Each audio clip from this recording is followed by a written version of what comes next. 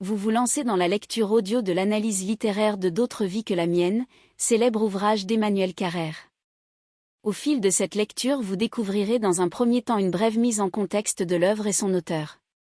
Ensuite, un résumé de l'ouvrage vous sera exposé, suivi d'une analyse des personnages et des points clés du roman. Une fois ces différents points abordés, il ne nous restera plus qu'à conclure cette écoute par quelques questions qui pourront alimenter encore davantage votre réflexion. L'auteur. Né en 1957 à Paris, Emmanuel Carrère est écrivain, scénariste et réalisateur. Fils de l'historienne et académicienne Hélène Carrère d'Ancos, spécialiste de la Russie, il débute comme critique de cinéma avant de passer à la fiction en 1983 avec un premier roman, L'ami du jaguar. Publié depuis chez P.O.L., il obtient le prix Femina en 1995 pour La classe de neige.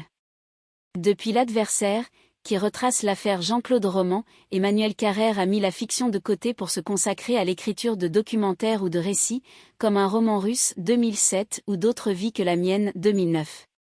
Après avoir collaboré à l'écriture de téléfilms en tant que scénariste, il est passé lui-même à la réalisation en adaptant pour le cinéma son roman La moustache en 2005.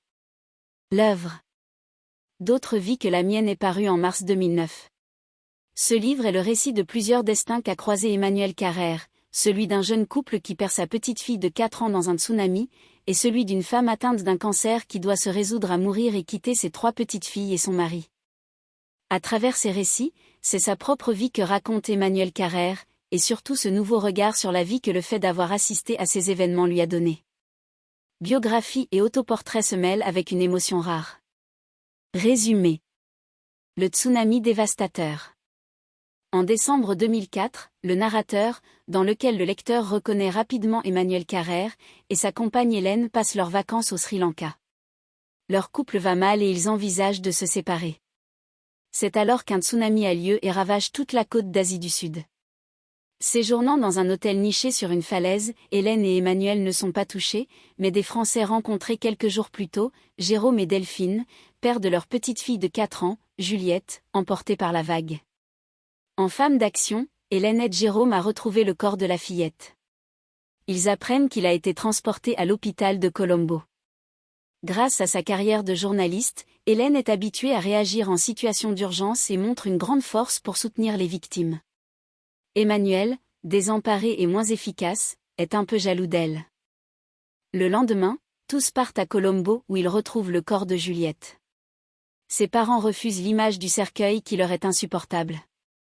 Puisqu'ils ne peuvent pas, pour des raisons humanitaires, la ramener autrement que dans un cercueil plombé, ils choisissent d'incinérer leur fille sur place. Dans un hôpital, Hélène et Jérôme rencontrent Ruth, une jeune Écossaise qui cherche son mari sans savoir s'il est mort ou pas. Elle les rejoint à l'hôtel. Hélène la force à appeler sa famille.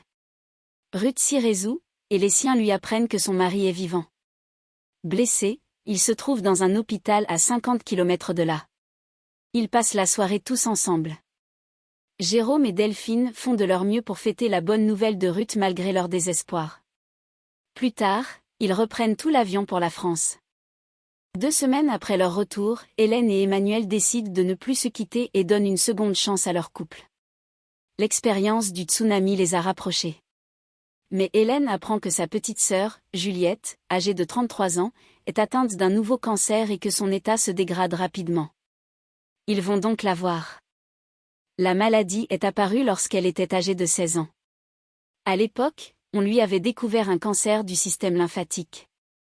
Elle avait subi un traitement de radiothérapie, au bout de quelques mois, elle était considérée comme guérie.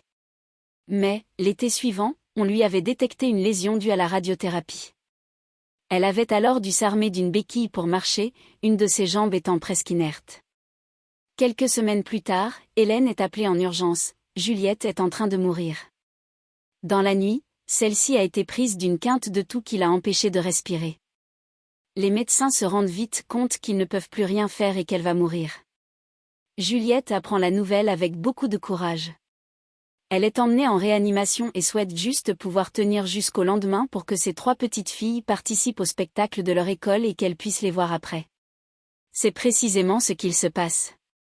Elle décède pendant la nuit, dans les bras de son mari, Patrice. Le lendemain, toute la famille est invitée chez le collègue de Juliette. Nous espérons que vous avez apprécié cet aperçu. Pour continuer à écouter ce livre audio sur Google Play Livres, utilisez le lien dans la description de la vidéo.